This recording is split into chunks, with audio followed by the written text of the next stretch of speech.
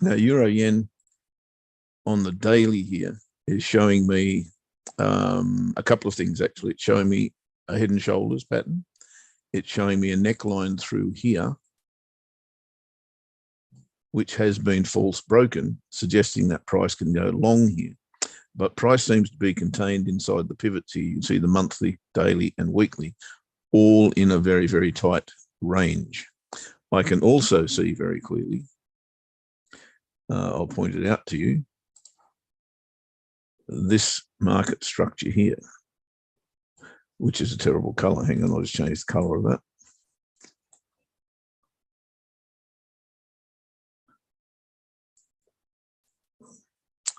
So that's pretty clear, known as an ascending triangle. Now, conventional wisdom, once again, would suggest that this has a high probability of breaking to the upside. And look, I don't necessarily disagree with that, but what I would say is it's just a market structure with a propensity, okay, to break to the high side. And look, you can produce figures on that that may or may not be correct for one currency pair, may be correct for one indice, but it may not be correct for all. And my interpretation of these structures is exactly the same as a trade line, exactly the same as a horizontal level, exactly the same as anything that means anything, and price has visited many times in the past. And my idea is, and again, conventional wisdom would suggest that the more times a level is tested, the more likely it is to break. Once again, I have an argument in the opposite direction that I believe says the more times it's rejected, which is exactly the same thing, the more likely it is to be rejected again. But I don't, especially in this circumstance, just say, okay, I'm at the top here of that. Let's trade it short. But we're trading it short too, because we've run out of structure. And that's the issue right now. When I say it's an issue, it's a very good point to be looking to trade, because we've got a whole stack of stuff going on here. We've got a horizontal level. We've got the monthly pivot. We've got a resistance trade line. We've got that triangle. And this is going to be a great place to trade from, I believe. At the moment, the market structure that's in play is this one. And until that shoulder is taken out, I still believe that this is going that way. So I'm not looking to trade this long. Rather, I'm looking for potentially a false break of that area, come back and retest it, and then look to trade it short. So that's my bias on euro yen, and I will stick with that until, as I say, this level is taken out. Is there a trade there right now? No, sadly not, but that is exactly what I'm looking for. If perchance on the 4-hour chart, we sneak back underneath here today, that would be good also. We've been sitting here for a long time, but perhaps that line actually needs to move on the 4-hour chart up to there. So back underneath, retest, away we go. I'm talking at least 1, maybe 2, 3. I'm talking 12 hours from now. So don't get excited. All right. If it happens on a 1-hour chart, happy days. But at the moment, it's testing the top of this structure, which to my mind is an ascending triangle. Now to the pound pairs. As I said, we're getting a break of this range at the moment, which is good because that does give us opportunities. Now, I'll change this to a candles so you guys are familiar with what we're doing. 4-hour chart is not clear here, in my humble opinion. If we'd had a massive breakout, then I'd be happier than what I'm seeing at the moment. But really, we're just getting a little bit of a fiddly one here at the moment, and I can't really say to you that this is tradable at this point because the break and retest is very weak, in my humble opinion. At the moment, price looks as though it has tried to break clear of this area and failed. If it does break it and really get down here, that's going to give us opportunities to trade in a direction. And we'll go through that if and when the time comes. But time to pay attention is what I'm saying. Again, lovely confluence area, monthly pivot, support trade line, and a horizontal level to boot. So be looking for that one as well. Pound CAD. Pound CAD is, let me go to the weekly chart, has been waterfalling and waterfalling dramatically. We put in a bullish engulfing bar there a couple of weeks ago. Then we've almost hit the monthly pivot, but not come off it with still a buying bar. Daily chart. Daily chart's pretty clear to me what needs to happen for me to trade. And I've got a double bottom here. That was that bullish engulfing bar that you saw on the weekly. We've got a left shoulder. We haven't got a right shoulder, and that's what I'm seeking at the moment. Been in a little bit of a range, not dissimilar to what I just showed you on pound Aussie, trying to break that to the downside at the moment. If it does break that, then we've got some options. But until it does, then we've got nothing to do. So really what I'll be looking for here is a break and a retest, or a break turned false back in up here, retest. At the moment, you've got to be thinking it's completely unclear, because this chart, the 4-hour, is showing you probably a sell zone if it gets underneath there, but the daily is probably showing you a buy zone off the back of this, well, if it goes down and produces this right shoulder. So it's a little bit tricky, but on the smaller time frames, if you want to play that right shoulder play, then maybe a break and retest allows you to do that. You want to be taking some profit here and letting it come down and form that higher low that that is potentially on offer. Pound Swiss is pretty much the same. I've got a breakout that has taken place, however, to the downside of this range. Range has been there since, what, February, early February, and now broken and retested. I've actually got a long order in place here, not a short, because I'm of the opinion that the pound is, or has credentials at the moment. Ash will probably laugh at me with this when I say that, but I'm thinking that the pound can rally. But everything here is unclear at the moment until, as far as a buy is concerned, until price gets back into here. The one thing that is clear, if there is a false break of this level, this candle will be the judge of that. And if the sellers are going to get caught out, they're going to get caught out here. So that's where there's going to be liquidity. So that's why I placed an order long above that bar. Wanted to follow it. It's entering at 1.2157 with 174 pips of stop loss. And I'll be taking my first profit at the 68 pip mark, which is what, 22.25. So 1.2225, if you want to follow that one. Of course, this could waterfall with the breakout, and that's potentially what an ABC looks like off the bottom of that range. Just not, I'm not biased in that direction, is the only thing that really I'm not seeing that downside for. We'll see as the day goes on. The only other one I'm interested in, or sorry, there are two more. Aussie Kiwi I'm still interested in. Reason, well, we had a game changer bar on the daily there on Wednesday of last week. And since then, we've been inside that, inside still. Now, I had placed an order twice, I think, on this, underneath this bar with a stop loss above the red line. Look, I could still do that. And I'm not sure why I've actually let that slide. I may regret that. I might replace that before the show's out. But really what I'm looking for is a reversal of the current trend, which may or may not have started. But certainly the neckline of this formation has broken and is now looking to be retested. Hadn't quite been retested first up. Maybe this is the bar that we're looking for. We'll see.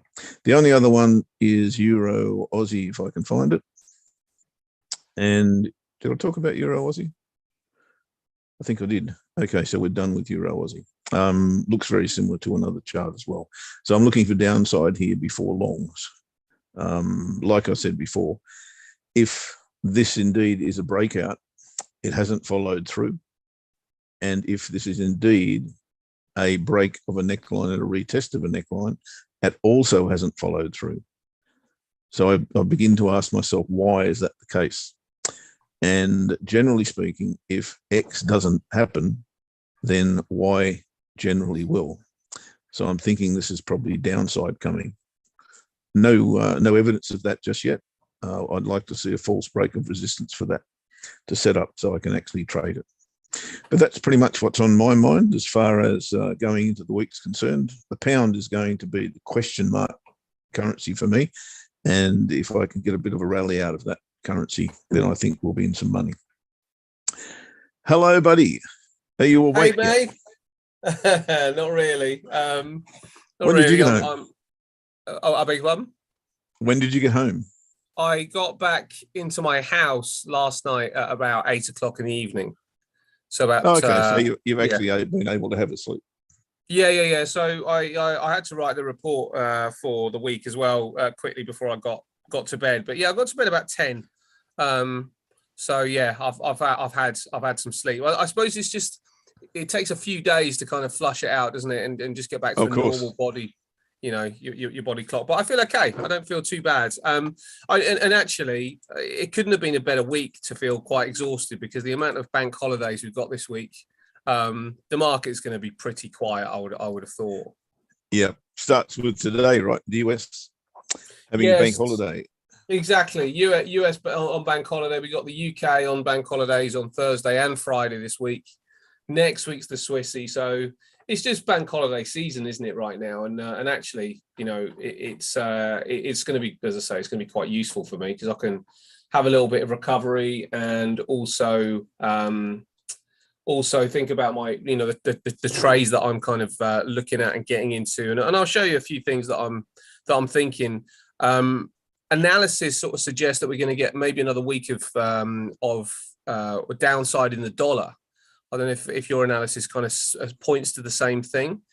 Well, I hope so, mate, because I'm short the dollar on a couple of No, that's good. trades, I mean, let's have a look at the dollar just a little bit, because even though this is in a downtrend, it's always the question of, do we get a bit of a relief rally before we continue to the downside? And that's where timing can be just a little bit trickier because we're now not on a resistance zone. We're sort of in the middle, which suggests, when you look at this daily, it suggests that this area down here is the overall target. Whether it comes this week or it pops up a little bit first and then starts to come down, as I say, that's going to be the challenge. I think for most people to see whether the dollar maybe sort of like starts to pop up, possibly into this area here, maybe just into this point here before coming down. But I think ultimately we are likely to be seeing this 101, let's say, on the dollar index. Now, if the dollar is coming down, it's not for me just a blanket idea, just trade everything against the dollar. I think there are certain things that look a bit more attractive, and the ones that I think look good. Now you were talking about the CAD, so let's start with the CAD. The reason the CAD becomes a little bit higher in the list is because of what's been going on with WTI, what's been going on with crude. We've seen oil start to push to the upside, which just puts a little bit of weight on the CAD. We've got the rate decision as well this week for Canada. So I wonder, I wonder whether we might just edge a little bit. We might just put a bit more weight on the potential for dollar CAD shorts because of that. Now let's have a look at the chart. I'm happy to add to my position. So I'm all for it. That's the thing, isn't it, mate? I mean, is it an add to your position kind of week, or is it a maybe it's gone quite a way already? Possibly here if it pops up, maybe here if it pops up, that might be an add point. But again, we can see that there's a pretty strong level down here at 120, so one spot 26.40 or something like that. I don't know if your analysis leads you to the same conclusion, but it looks like this horizontal level here is what we need to see before we say, let's see what the next driver, what the next catalyst is going to be for the dollar CAD. So I think dollar CAD shorts. Thank you, Lewis. Yeah, it was. Do you know what? The trip on the way back was so good. I feel quite guilty actually, Jeff. When I went to Singapore, I flew with Singapore Airlines. And I was saying to everybody, Singapore Airlines, they're pretty rubbish, really. The choice of films, the entertainment is pretty awful. And I've never had a problem with them, I've got to say. But yeah, well, everybody else was like, really? What are you talking about? And I was like, yeah. And then when I flew back, I realized that I'd been looking in the wrong area the whole time for the entertainment. So I could only find 5 films. So Were you actually, in the toilet? Or? yeah. I just wasn't clicking the right buttons. I don't know why, but I wasn't clicking the right buttons. So I traveled out 13 and a half hours pretty much with no screen without the monitor, which was no bad thing, but I just thought it was a bit rubbish that Singapore didn't, airlines didn't supply that, but they did, and it was me. It was user error.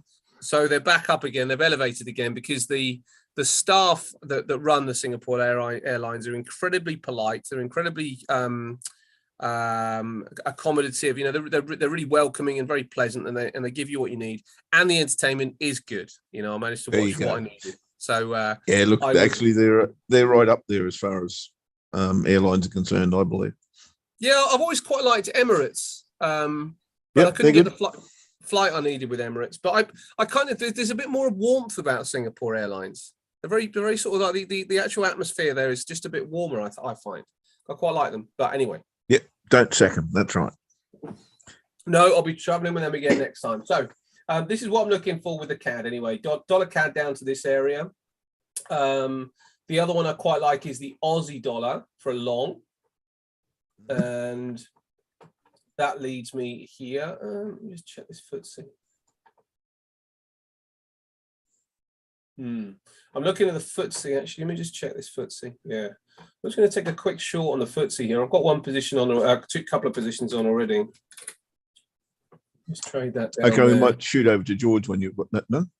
Oh yeah. Okay, well let's do that, mate. I mean the only Aussie dollar long, we can come back to it. Aussie dollar long, but we can analyze that later. We'll analyze euro dollar long and Kiwi dollar long. They're the ones that I'm mainly looking at. So let's do that. I'm just putting my FTSE trades on. So let's get George in while I focus on this. And do you want to give some levels before you do that? For the FTSE, sure thing. Yeah. So FTSE on the futures is 76.04. So I forgot we might all be trading this. 76.04. You can see here. Look at the potential signal here from the previous hour's bar, and we are looking at a level of resistance up here that is near. Right? Is it on top of it? Could be. There's a couple of closing prices around this level at 76.04, which on the UK futures the UK market will be 76.15. You're looking at 76.15 for a sell side on that.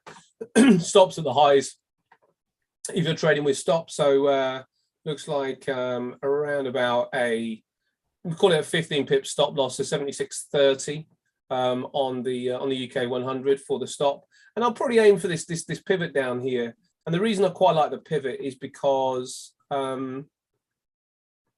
there's a trend line that would run pretty much in conjunction. So somewhere in this area, we're probably aiming for about 20, 25 pips or something. The pivot's down to about 40. So 25 is probably where I'll get out. There's one around about 20 pips. So between 20 and 40 is acceptable to me. I'll leave everybody make their own choice on that. And if it closes during the show, then I'll let you know that I'll close a position. But I think you've got until 40 if you don't mind pushing your risk a bit more. But yeah, as you know, mate, I like first contact, and first contact right now will be this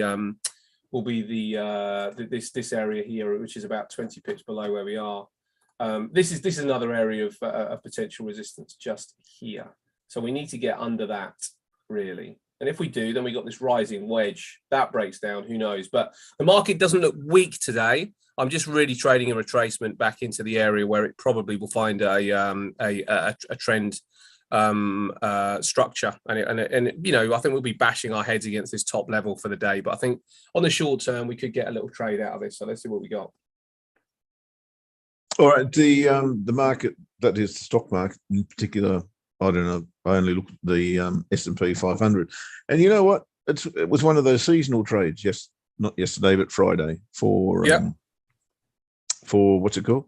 The S&P. Yeah, because it's Memorial Day today, right? Yes, mate. Yeah, and interesting. That's one of those annual ones where the day before. You got to buy the S&P. It's got a 95% strike rate, as I recall. Yeah, and you know what? This is where the seasonal things get quite interesting. We were talking about seasonals, and whether how strong they are in comparison to the other things that you look for: fundamentals, cotton, seasonals. And actually, I like the seasonals, but they are consequential, because if your fundamental data does not back up the fact that you should be going in that direction, forget the seasonals. But if you get good fundamentals, or fair fundamentals, even, they don't have to be brilliant, but you get fair fundamentals, then the seasonal pattern can kick in to give you just a bit more of a bit of rocket fuel under the trade. So because the fundamentals were just weakening a little bit for the US dollar towards the end of last week, with expectations that the Fed might stop at the next two. They might raise interest rates another couple of times, and then that's it. And there were some speeches which suggested the same thing. Numbers have come out a little bit weaker from the US, which do push the Fed into a possible holding position, and that started to boost the S&P. So you couple that with the seasonals, and you're absolutely right, mate. It gives us some rocket fuel when the S&P goes up again, and I think the S&P's got a decent chance of continuing the rally over the course of the next few days. Might be a bit tricky with all these holidays, but the lack of liquidity could push it around a little bit. But it looks like it should be fairly solid. Got some numbers from the US this week, which we'll discuss after George has done his bit, but that could change things, and we've got to be aware of that. All righty, let's bring him in. G'day, George. Are you as weary as the rest of us, mate, after all that extravaganza that was called the trading retreat last week? Well, fortunately, because I didn't travel like our mate Ashley, so nor did I. But I sat in front of this bloody computer for days. Yeah. What's interesting about that? It's I sit on the computer all day, but the extravaganza. That must be uncomfortable, George. Well, and probably not very good for the computer. You must constantly be getting it fixed. Sorry, mate. No, and again, the trading retreat is something else. It's just I find it very strenuous, if I can put it that way, because I can't really focus on my trades because I tend to just zone out and just get into this zone when I'm trading. But now I'm trying to pay attention, trying to call a trade. And it's just, I actually find them very, very strenuous to go. So there's a lot more pressure on me, if that makes sense, than when I'm just casually. I agree with that, mate. Do you know what I thought, though? Did you take a trade during the retreat? I didn't. Oh, you didn't? And I have to say, when I watched you and your presentation and the stuff that you were saying, I was hyper impressed with how professional you were. Because, it's so easy in an environment like that to sort of like think, I've got to trade because I've got to show people that my system works. But the fact that you were there going, well, it's not lining up. And I hope that the people in the room actually appreciate that is professional. It's not jumping in and trying to make money on the week. What's professional is saying, I want to make money full stop over the month, over the year, over the career. And actually stepping out of trades is the key to that. And when I watched your thing, I thought, my goodness me, he's so it's brilliant stuff. As long as you take the nugget that was an offer there, you've actually learned a lot from what you did. Yeah, because sitting there, if exactly what was taking place, I keep saying to myself, this is what I'm waiting for. It's got to set up, because when it sets up and I take it, I'm gonna make a ton of money. If it doesn't, even if it looks like it's going my way, if I was to take these trades out of 10 or 100, I'm going to lose a lot more money. So just to sit and say, I got everything ready, just wait for that wedge, and boom, it doesn't happen, and say, okay, get up, get some coffee, start again. And just do that all day. Because when they come, you pick up quite a bit of cash. And so where are we today, mate? You will have an opinion on the FTSE, which will let me just share my screen and show you where I am with that. Let's just put up So right now, we come into this whole area here. For me, is an area of the bears are pretty active in the market, so it's a sell zone. So I'm looking to see if I can get any way that I can get into the market, but because of the whatever 6-7 candles we've had here, the bulls controlling the market, I actually want to see a strong bounce off. Either confirming this high of May, or we fail breakout above that and then we sell. So it's definitely a sell zone that we're in. I just gotta wait patiently to get. Tell you what, George, that gap 7 candles back is kind of glaring for me. That one, the first 2 green bars. Yeah. There's a little gap there that is a little bit glaring for me, and that looks like a little bit of a zone that needs to be closed before the FTSE's really able to rip if it's going to. Yeah, I mean, I think if you ever look at the bull candles, yes, the market went up, but I mean, all these tails here indicates for me that the bears are really fighting to prevent, and the bulls are not as strong as they would have liked to be. If we didn't have all selling and selling and selling, then it would be easy to say, okay, we're going to get an acceleration through these levels. But these are pretty strong levels. I mean, to crack above that and that's the previous month. So I think there's going to be selling taking place. It's just a matter of just getting that signal. And I think if the selling comes, it could be a couple of days selling, which is what I really want to look for, that reversal into 2 to 3 days of selling. Japanese have got a lovely expression for that particular scenario where you're getting buying, but it's coming off the highs, coming off the highs, coming off the highs. As you've got there, as you said, George, you've got all these tails to the high side. Rising in agony is what they call it. Could you flip to the 15-minute chart? George, from there. Yeah, you see that the level that I drew. So that the 26th of May, around about 3 o'clock, I think it is. Maybe there, that's hit the high point there, the high hump there. And then if you draw the high hump, extrapolate right with the trend line. Oh, look at that. 3 little Indians. Bang, bang, bang. Look what happened. Yeah, just bring it down, actually, George. So, Rob, could you go from the second hump that you dare there? Okay. So go from here. From there, yeah. And then take the high of the other one, and then up, and then go through it, so we can see. Now you can see that area there. Look at that 15-minute chart. You've got a little breakdown of that support line there. Now look at what the price has just tested. Just come up to that little trend line, that rising wedge. So now is what I was saying earlier. You get under the rising wedge, then we're back in the pattern. So I don't know if you see the same thing there, mate, but I do see that as a potential resistance level. So that looks good, actually. We've taken a trade short, and that looks like that level's been tested from below now, and it's currently being rejected. So we'll see how that turns out, but it looks like a bit of a short on to me. Nice false break. Yep. Actually, I mean, that's because you go in a little bit earlier than me. So if I was on this chart, yes, all I just want to see is bears just confirming their strength, closing anywhere beneath here, then any pullback. And then all I'll then do is, question is always, where do I put my stops? And I prefer just to do a quick measured move. So I'll put my stop anywhere in there. Oh, interesting. Okay. Yeah. Because the thinking is it's a small trading range.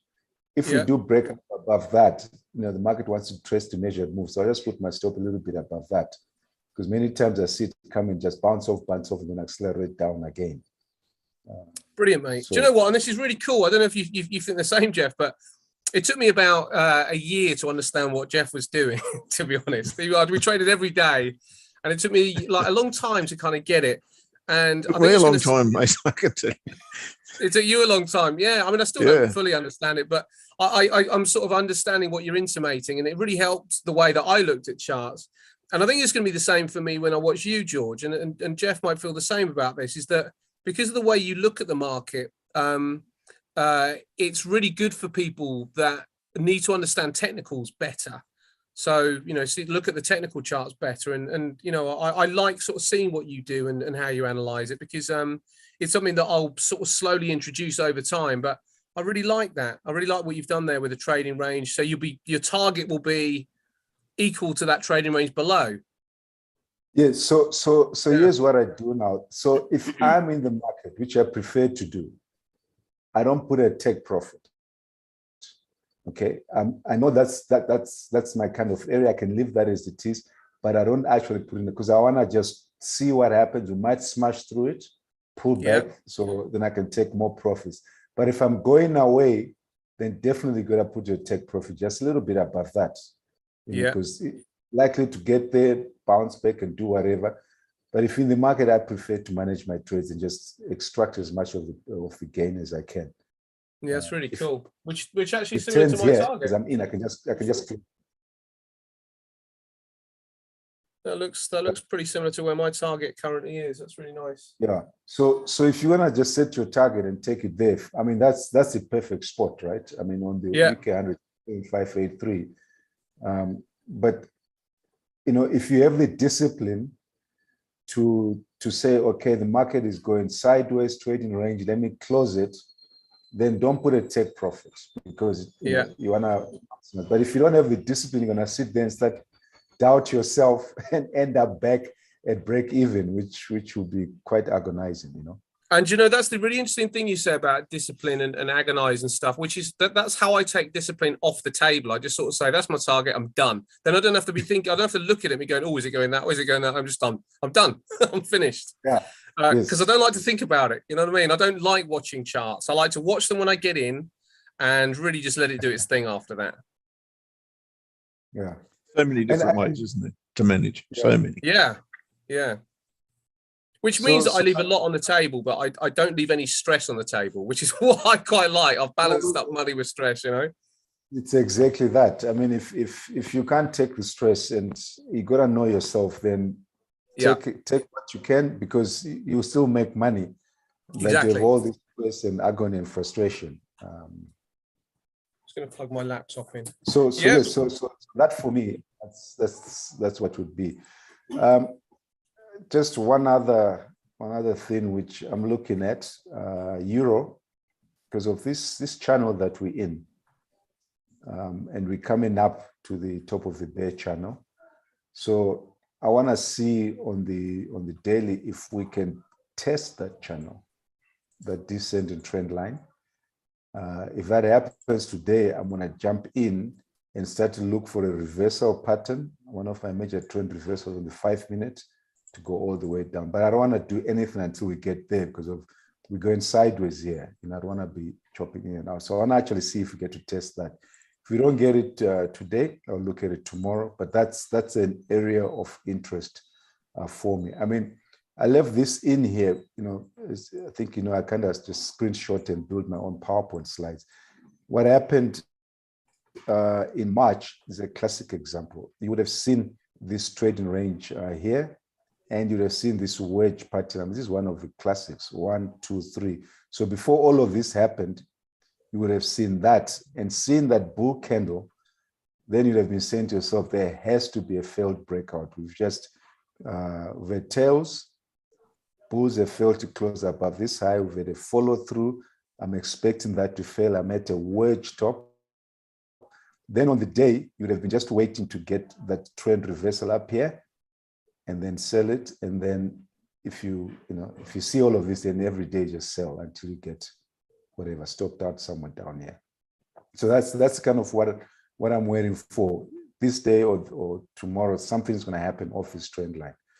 If the bulls break above it and close above it, even better for me the next day to say, okay, I'm expecting a failed breakout and back in, and we sell back into this channel. It's very rare to see these full crystal clean channels. So I'm hoping that it holds. There's a higher probability, 100% certainty that we'll get a reversal 40% of the times.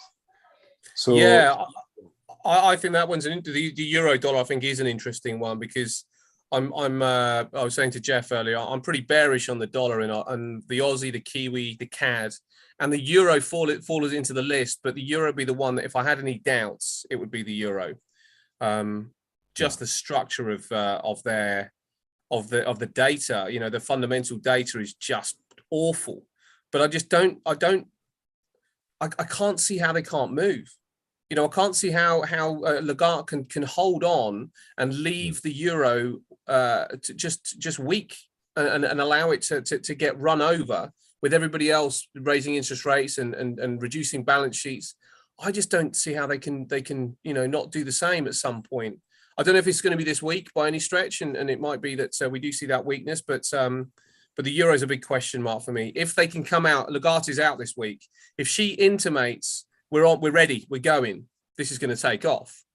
But if she's a little bit benign about it, then I agree. Back in the trading range and down again. You think she might be smarter than the rest, mate? It's a great question. By not going.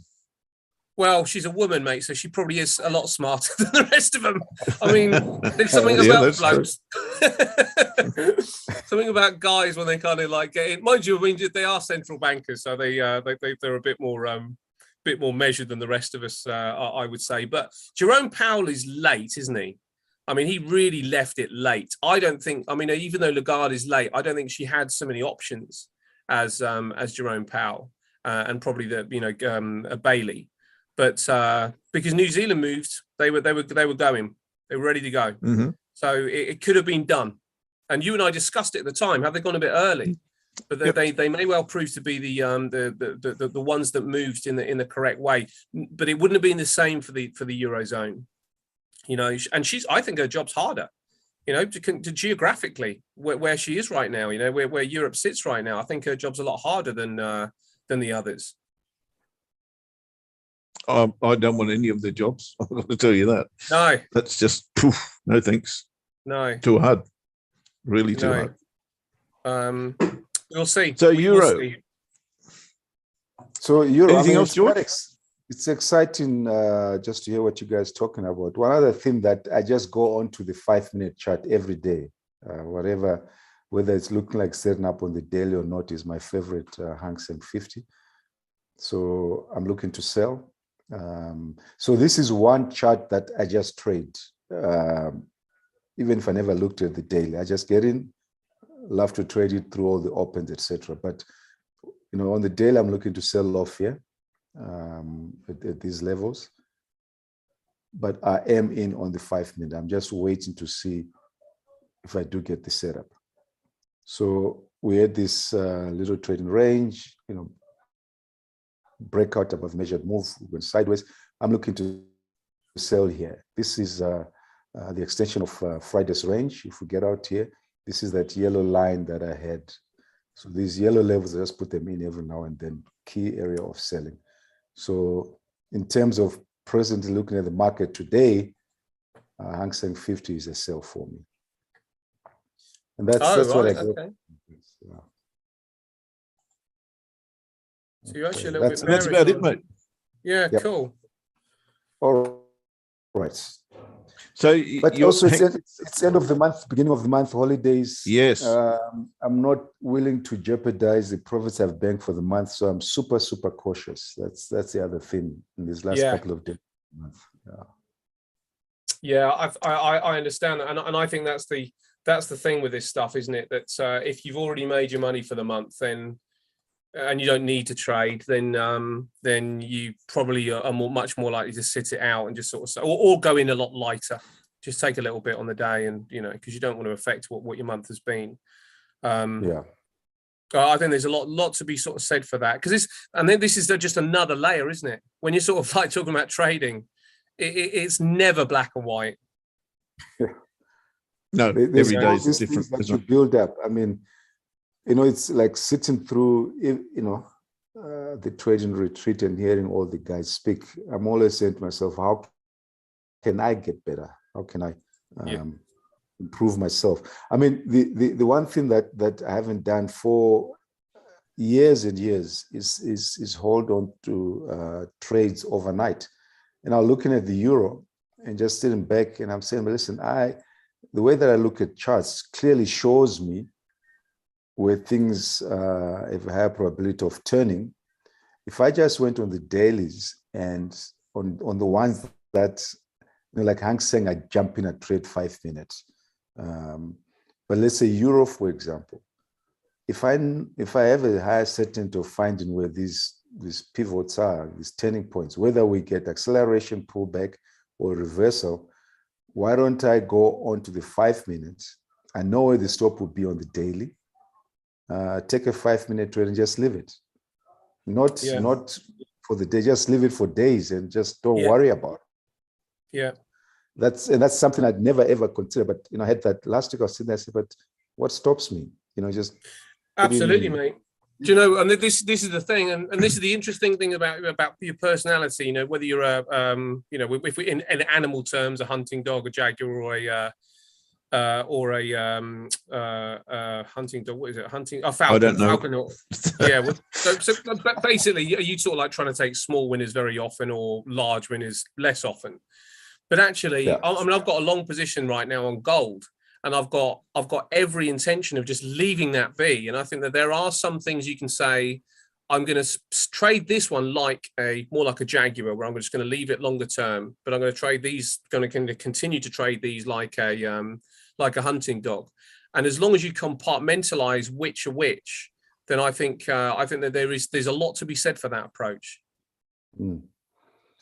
So, I mean, that's probably the biggest change that I'm working through to my strategy, that to take trades off the daily and just let them run. Yeah. But then I know I don't have the ability, so I won't do this, for example, on the Hang Seng 50. I won't do it on the German 30, the guys that just jump in 5, because I won't be able to. Let's say I'm in long here, and I know that I could jump on the 5 minute and just sell that. I won't be able to do that. That makes sense. So I can't trade 5 minutes and deal on the same chart. So once I decide to do that, then that's it. I will never take counter trades or whatever on a lower time frame. So I think my brain will just get fried. Which is why I chose gold really for my longer term position, because I don't have to mess with it. I trade the FTSE for all the little movements, but I've traded a completely different products for a longer term position, which means that it's compartmentalized purely because it's a different product. But Jeff, you do this quite a lot, don't you? Where you sort of use the weeklies. Yes, it's a little bit more difficult with ranging pairs and stuff that is absolutely just bound to range no matter what. Like gold, when it breaks out, it runs, right? But intrinsically, it's a ranging pair, or versus the dollar. Yes, and it'll stick in a range for ages. So the challenge is getting that breakout, and generally, if you find that breakout at the bottom of a sell-off or at the top of a rally, when I say a rally, if you look at dollar yen, right? Dollar yen for the past however many months has just been ridiculous, like a skyrocket. Now's your opportunity, in my opinion, if you can get the breakout to the downside or the reversal to the downside. And I'm trying to do that at the moment. I'm short this pair. If you can pick that up, that's where your opportunity to let it run lies. In particular, if you break the neckline of whatever that potential reversal pattern is, which is exactly what I'm trading at the moment, right? The neckline's been broken there and retested. So to my mind, that structure is still in play. And if that structure plays out, then dollar yen's back down, right down the bottom of that chart. Yeah. And that's your opportunity. It's the hardest thing to do, to actually get your stop in the right place. But once that's established, and now that should never come back. If it breaks out now, that should never come back. So that's what you've got to convince yourself is you've got the pattern right, you've got the timing right, and you've got a potential cycle that's about to take place. Right. I mean, it doesn't always happen, right? But that cycle is super, super clear for me right now. If that tops out and it actually does come down, okay, you're going to have a strong support level where that retracement was on the left-hand side. That's going to happen. But your stops, what? Yeah, there. So you're gonna have that over the other side as well. So this to me is the absolute key to trading reversals. And this, I think, is where George, you've got a strong chance if you can get that structural breakdown at the top or bottom of a market to stay in that trade, as long as you're willing to see the big picture. But once that cycle's broken, then you've then got to recognize that as well. So if what happened on the left-hand side that you just pointed out does happen on the right-hand side, you've then got to be prepared for that to change. If it doesn't change, then you're often running to the bottom. In other words, you should get a retracement at that level. But if you get a reversal at that level, then okay, game's over. But to my mind, this pair in particular, once it does go into trend, it just trend, as you can see there. And it's crazy. Yeah. So, to my mind, it's picking the right structural breakdown at the top or bottom of a market. Once you've got that and recognize that has actually occurred, then you can run it down to whatever the symmetry says, really. Brilliant stuff. Because it's a cycle, and everything works in cycle. Have you got anything else, George, or should we let you get on?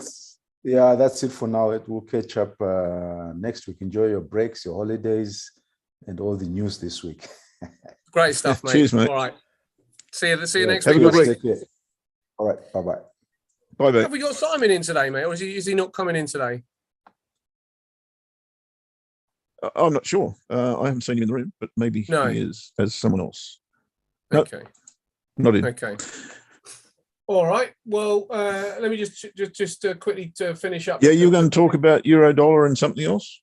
Yeah, let's do that, and I'll show you what my thinking is as well with the FTSE trade, so we can finish up that while that's what we need here. So this is the current FTSE trade. It's currently on its way. I've decided to take profit down. If it comes down here, I think there's a structural level there. So I'm effectively looking at the lower end of these, but it could potentially be like 3 or 4 pips higher. So I'm just going to watch this whole zone here. This target is effectively a soft target. So I'm just looking to see whether the soft target runs in. So in this bit here, if you're looking at the UK 100s, if you guys took the trade, that is, then the target will be, soft target looks around about this sort of area here. So anything between, looks like between the 6,000 level and 7,006 and 7,595. So there's a sort of 5 pip sort of area there that I think could be of interest if the market does break down. There's the bottom end of that wedge, with the top end of the wedge there. Sorry, the top end of the wedge, and there's the bottom end of the wedge. So this area down here looks like a genuine target. The market could definitely come down and test the daily pivot. It looks good. When you look at the horizontal levels. The reason that the other one higher might end up being difficult to get through is because of the previous day's close. That there, I don't think really that's where it is. I do think it's going to be a little bit lower. But if we sort of look at this over here, there's just a little bit of in the way of horizontal levels probably. But that we've got to make sure that we consider this one here, because it's the close of the previous day, which does give us just that little bit of structure. But there's the wedge there that we're just inside of. So that is halfway between the ultimate target, and this is where people need to just decide, how do I want to manage it? Do I want to take half off and let the rest run and see if it'll come down to the bottom of the pattern? Do I want to take it all out of first, or do I want to take it all out of second? Yeah, you could definitely do that, Sui. So Sui's saying there's lots of room to the daily pivot. Why not take half and leave the rest to run at zero risk, which is valid. It's just not, it's just not my my particular approach. I just, as I said earlier, I like to get my money out of the market, and as I say, I leave lots on the table, and I'm fully aware that I leave lots on the table, but I leave no stress on the table at all. So as soon as I've hit my target, I'm done, regardless of what happens for the rest of the day. And it's because I'm comfortable that tomorrow there'll be another trade, and the next day there'll be another trade. So I'm not trying to squeeze every single trade for its full potential. But that's only because that's my approach, and that's not because it's right. I think the right approach probably is to try and squeeze as much out of every trade. That's probably how you maximize your account. That's how you compound your account a lot quicker. But I'm not. It's just not really my game. I'm not really that fussed whether my account goes up by 10. It took me years of explaining exactly that to people in other webinars where I was trading 30-minute charts. And look, I love 30-minute charts, don't get me wrong, but you've got to be on top of your game to trade them. And I just haven't got enough time in front of the charts at the moment. So I'm not trading for that particular reason. But you almost feel like apologizing to people because you are potentially leaving stuff on the table, as you say. But the difference is you're in the room or the market for half an hour, you've got your money, you're out. Your life is free to do whatever you want to do, at the end of the day. And it depends on who you are as to if that suits you or not doesn't. But you're right, and I think you have to make a decision on why you trade. Are you trading really to sort of like try and get as much out of the market for 5 years and then stop, or are you trading because you think you'll be doing it for the rest of your life? And I suppose because I think I'll be doing it for the rest of my life, I figure, well, it's just a function for enabling what else I'm doing to leave me to enjoy what else I'm doing. So I don't really want to sort of I don't want to commit to it for a short period. I want to commit to it for a longer period, but for shorter periods of time. But at the end of the day, you're going to trust your money to the bankers to keep your money in the bank. Are you going to trust the real estate market? What are you going to trust? What I'm going to trust? I'm going to trust me. Yeah. Do you know what it is as well, mate? I mean, I've left thousands on the table this year, thousands. But when I consider my accounts up by over 60% on the year, then it depends on which number you focus on. If I focus on the first one, then I get upset. If I focus on the second one, I'm doing all right. It's all good. I don't have to. If I'm doing that and not having any stress, then that's probably the right point for me. But it's personal, and as I say, I'm definitely not saying that taking half and letting the rest run is the wrong thing to do. That's probably the right thing to do for most definitions of strategy. But I'm just bringing my own personality into it and saying that's just not what I want to do. I want to see it done, and I want to then spend the rest of the day just hanging out and doing something else. So that's what I'm going to do. Let's just have a look at some of these other charts then, mate. So we got the FTSE one. I'm looking to get my profit around about here, which is probably around about 25 pips from entry, and you got around about I don't know, maybe a 15 pip stop loss. So about a 1.5 to 1. You could definitely look for the trade down here, which will end up around about a 3 to 1 probably. And let's look at the Aussie dollar. So the Aussie dollar I like for some upside, and Aussie again, similar to the CAD, has got some room. There's some resistance here, and you look right across the board. There's some resistance with the dollar as well, and these may well drift down a little bit before they go higher, and it might not be that they go higher this week. But I think this is the ultimate target for the Aussie dollar, which is at 0.7250, 0.72500 or 550. So I think there's some room for the Aussie dollar. I think the dollar CAD has got some room for some downside. Euro's the one that I am a little bit tentative of, but if it was to move to the upside, looks like there's some room up until about 108, 108.60, 108.70, something like that. for the euro dollar, and the final one was the Kiwi dollar for the long as well, which is probably, where are you, Kiwi dollar there? Kiwi dollar again right on resistance, but it's possible that this area eventually, you look over here, extrapolating through, you look here, and you look here. That is a pretty strong horizontal level right across there. So that to me has got a chance of making it 0.6 700s, just to kind of give us that round number. Somewhere in that area, I think is the ultimate target for the Kiwi. Whether it gets there today, this week, don't know. But if it doesn't get there this week, it might be because things change again for the US. The numbers might come out and suggest that the federal bank are going again. This is gold. Now I've got my gold trade on. Now my question really that I'm now having is, shall I get the stops now at break even with this one? We've had the reversal and the rejection. So really what I want is for this to just take off and close above this level, just give me just that extra buffer. But I'm looking to hold on to this one for a decent period, maybe sort of like that point, maybe the highs again, maybe through. I don't know, but I've got to at least get to the first area, which would be maybe somewhere around about there. And this is that to me is why we're sort of starting to see some support along this level. So can it break out? I don't know. But if it does, this trade is going to start looking really attractive. And it's the discussion that you and I have been having for quite a while.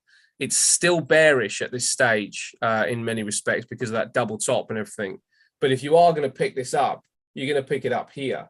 And then you've got some choices to make, and you've got some room to discover what happens to this particular chart before having to do anything with this down here. So I quite like the gold trade as well, mate. And if the dollar's coming down, they're all going up. Gold, the Aussie, the Kiwi, the CAD, and the euro. So I'm sticking with this one for right now. Yeah, look, I've got a buy position. I haven't placed the order, but I probably should place the order on gold. And if you just go back, where are you? What chart are you on? Weekly, is it? Yeah. If you go to the daily chart and pick up, see where you've got your touch on that hammer. Yeah. Just come back to the left. The next touch back. Yeah, there. Yeah. If you start a trend line there, actually no, go back one more. Oh no, that's it. Yeah, pick that up and go through the next low. We're here. Which is in there somewhere. Yep. Now look what you've got. Yeah, you've got a classic. That's a classic false break, and the entry is above that red candle. This one here. Yeah. Nice. Dangerous level because of that horizontal level on the left. Yeah. On the left of chart. But yeah, come right across. Yeah, there. Yeah. That's problematic, but that's a classic setup. Yeah, I agree with that, mate. And looking at the CAD, the euro, the Aussie, and the Kiwi, they've got the chance to move up to the next level. If this does break through, you'd probably be looking at something around about the 1915 level on the futures, which would run right into that trend line as well. So I think that there's some cases to be made for gold right now with this as your target. Yeah, if it went up to there, what's that level? 1915 on the futures. 1915. Yeah, well, see, that's okay. That's a strong level. Yeah. If that's going to hold, then the double top's still in play. Yeah, and I can still play a short from there. Yeah, yeah. I mean, of course, you could hedge the position there because you'll have some profit. Yeah. Interesting. Yeah, I think that's pretty good, mate. So I don't have anything else. I don't know if anybody in the room has got anything they'd like to kind of throw into the cauldron as well. Let's see if we can mix anything up. But if not, we are just over the hour, so we could call it. Yeah, I've only got updates on what I've already said. The one thing that I haven't really addressed, I suppose, is the euro. So I can have a look at that as far as Yeah, a let's see short. what your thinking is there. Yeah. Okay. It's actually nearly setting up.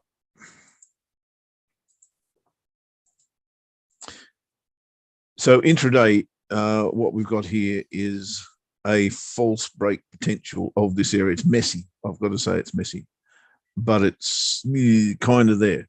So if this bar were to be a buying bar, at that level would be good. So if we closed on that level, or at least reached that level and came off it a little bit, that's fine. Then there is an entry short. Short there, wherever that ends, let's say there, 10 pips, 10 pips. So it's a 1-to-1 to the daily pivot. And if this actually goes through the daily pivot and back into this range, then you've got clear run right down to the bottom. So this is what we were talking about before. If you can actually pick the structure that breaks down at the top or bottom of a market, that's where you're getting a very, very strong chance that you're going to go all the way. You're going to go the full distance.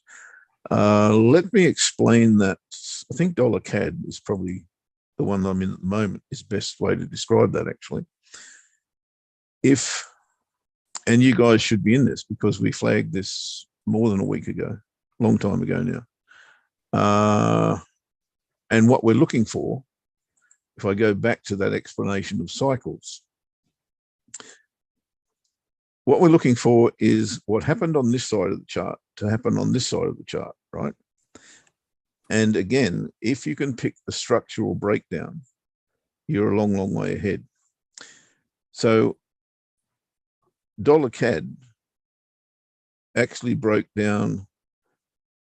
It's not a prime example because I don't have exactly what I'm wanting to show you. That's probably more the neckline than anything. But that aside, this level is broken down and now this level looks as though it wants to break down. If both of those things occur, then this reversal is on. Now, if it doesn't happen, we'll probably bounce here and go that way.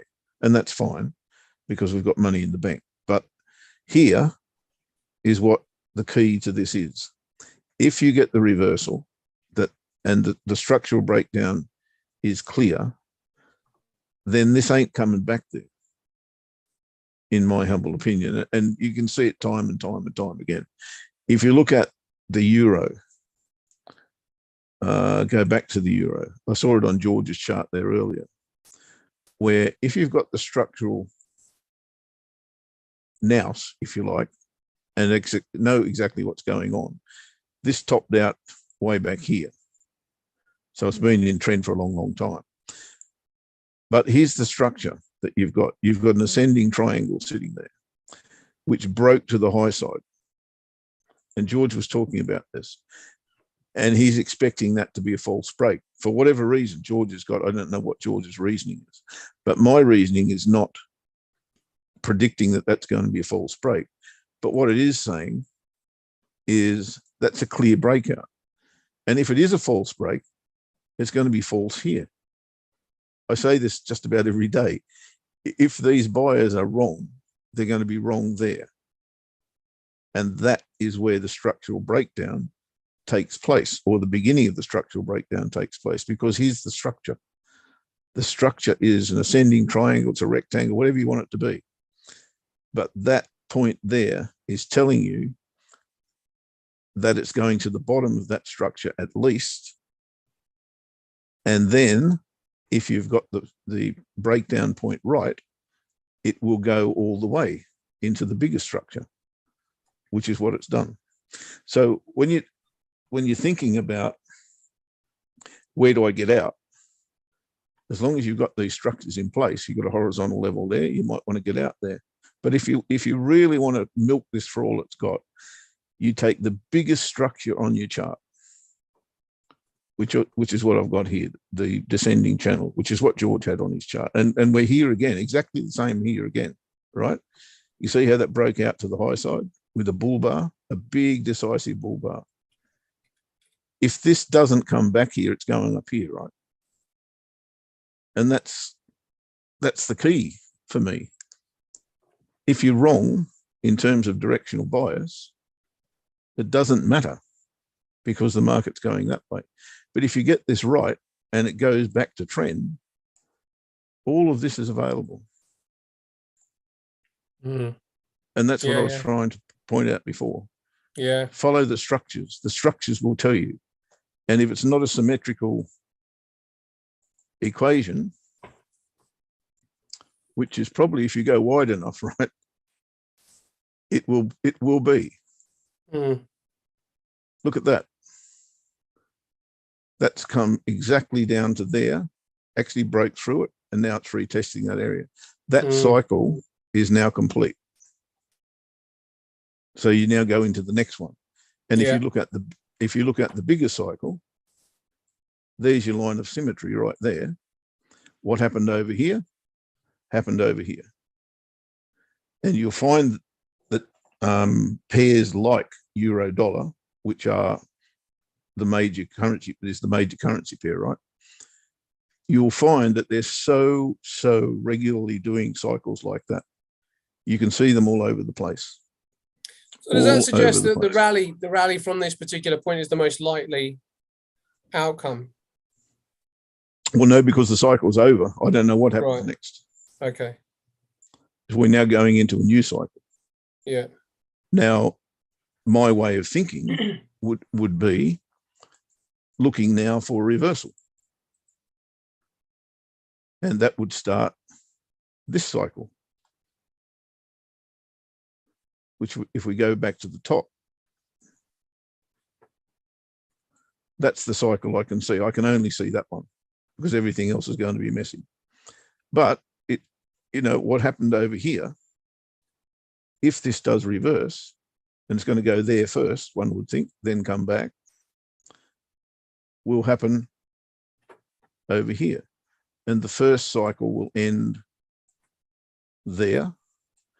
The next part of the equation, or the next part of the bigger cycle, will end there. And something else will happen. But this happens every day on every chart, really. It's just a matter of recognizing where those structures lie and where they are. And when you've got big channels like that on a daily chart, which transfers onto a weekly chart, you've got to take notice of that. And I mean, I say this every time I do a course. I say, this is a range. And people, hey, no, it's not. It's a trend. To me, it's a range because it's coming off the top to the bottom, going from the bottom to the top, from the top to the bottom, from the bottom to the top. And that can continue on and on and on until the structure breaks. And when the structure breaks, you move on to the next one. I like that. So, cycles are just marvelous, marvelous things. I wouldn't mind getting Simon one day to talk about his, I think it's a 21-day cycle on Bitcoin, which is, I think you'll hear Julian talks about it all the time. And that's one of the seasonal trades. The third Monday of the month, I think it is. Yeah, third Monday of the month on the S&P. It's actually a cycle. It's a 22 or 21-day cycle or a 22-day cycle. I can't remember which it is. But that keeps recurring. Right. And there's another thing called time by degrees, which is pretty much akin to that. It's a fascinating science, but that does sound interesting. It will blow you away how often the market turns on those points, on those days. Predetermined. Let's do some of that next week, mate. That sounds good. I don't think we're in Thursday, are we? Because we've got UK bank holiday Monday. Oh, sorry, Thursday. Have we? Okay. Yes. I mean, Mike, we can come in if for a brief period, mate, if we need to. But as I say, it's loads of bank holidays this week. We got US today, Tomorrow looks okay. Wednesday looks okay. Then Thursday we got one in China. We got one in the UK. Italy's got one as well. Oh my God! Friday yeah, as well. There's one in the UK. So really, the UK's week ends this week on Wednesday. Okay. Then, yeah, I don't think we'll have a show, mate. Okay, and then on Sunday you got Australia and New Zealand, and then Monday again it's looks like Switzerland, France, and Germany on Monday have got bank holidays. I mean, we'll be back for that probably, but there's a few. You know, we got a few to get. Thursday and Monday are the next two that look like they're going to be quite quiet.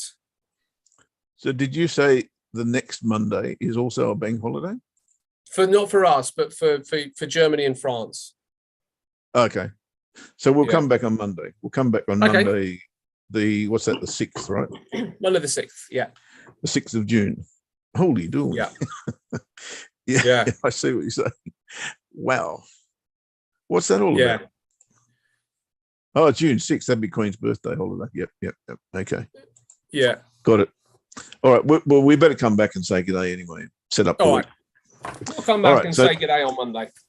No show Thursday, guys, but we will catch up with you on Monday week. I better let James know that, but I think he's in meetings right now. I'll forward him that information, and he can put that out to the socials as well. All right, mate. Have a good week then.